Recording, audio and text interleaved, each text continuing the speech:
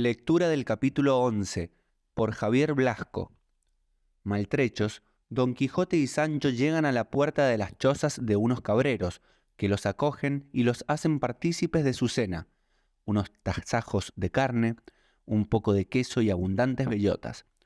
un caldero al fuego, pieles de oveja tendidas sobre el suelo, un vulgar dornajo y una copa, que era hecha de cuerno, conforman el decorado rústico que sirve de escenario al retórico discurso de Don Quijote sobre la Edad de Oro y, en hábil juego de correspondencias, a una demostración de las habilidades con el rabel del joven cabrero Antonio, que al cantar su romance a Olalla prueba cómo también por los montes y selvas hay quien sepa de música.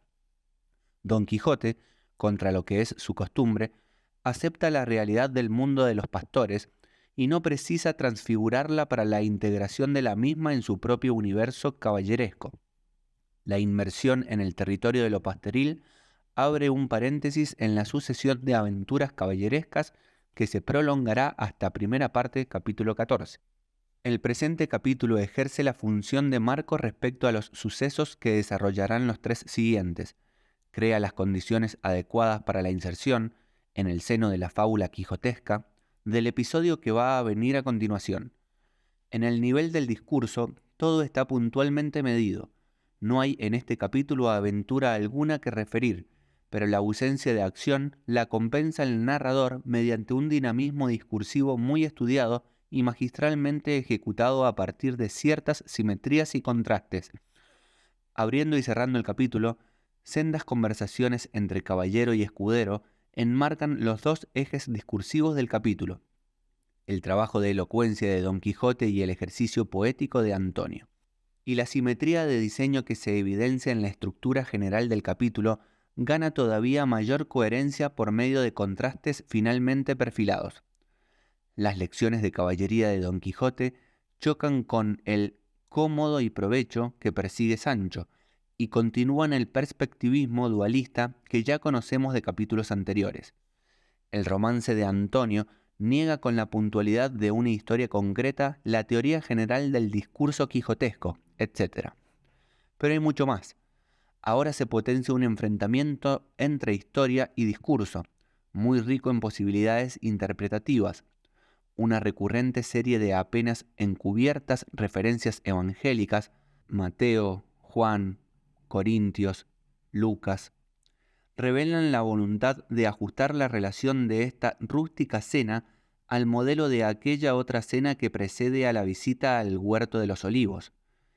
Sin caer en los excesos interpretativos de ciertas lecturas esotéricas del XIX, conviene tener en cuenta cómo la conformación discursiva de este capítulo delata que el valor modelizador y performativo del mito no se agota en el modo de conducirse el protagonista, sino que afecta también los usos del narrador. Si Don Quijote recurre al romancero o a sus lecturas caballerescas para explicar lo que le sucede, lo mismo hace el narrador, aunque los modelos literarios de éste se muevan en un arco más amplio que el del caballero. Lejos de ser un inútil razonamiento que se pudiera muy bien excusar, el discurso de Don Quijote sobre la Edad de Oro, independientemente de cuál sea la interpretación que se haga del abundante número de lugares comunes de la literatura renacentista que el caballero consigue enhebrar en él, desempeña un importante papel estructural, ya que pone en pie un horizonte de presupuestos y de expectativas que marcarán la lectura de la acción pastoril narrada en los capítulos siguientes. El discurso de la Edad de Oro pone en pie un ideal de inocencia, pero a la vez subraya, en su retoricismo, la propia definición como arte, con su secuencia tradicional de expresiones heredadas.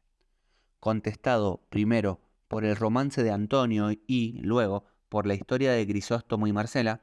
el discurso de Don Quijote deja constancia de la distancia que media entre literatura y vida, entre el mundo de las ideas y el mundo de las vivencias.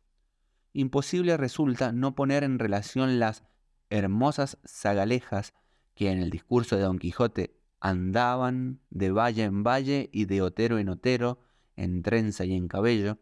con aquellas otras que en primera parte capítulo 9 andaban con toda su virginidad a cuestas de monte en monte y de valle en valle. ni a estas últimas con el ideal de Marcela. Si son las bellotas de los cabreros las que a Don Quijote le trujeron a la memoria la edad dorada, pronto el lector descubrirá en el suicidio de Grisóstomo que palabra y realidad pertenecen a universos difícilmente conciliables. Tan poco excusable como la oración de Don Quijote resulta el rústico romance de Antonio, en cuya conclusión, en concordancia con la doctrina erasmista, se presenta el matrimonio o el claustro como únicas alternativas a la castidad.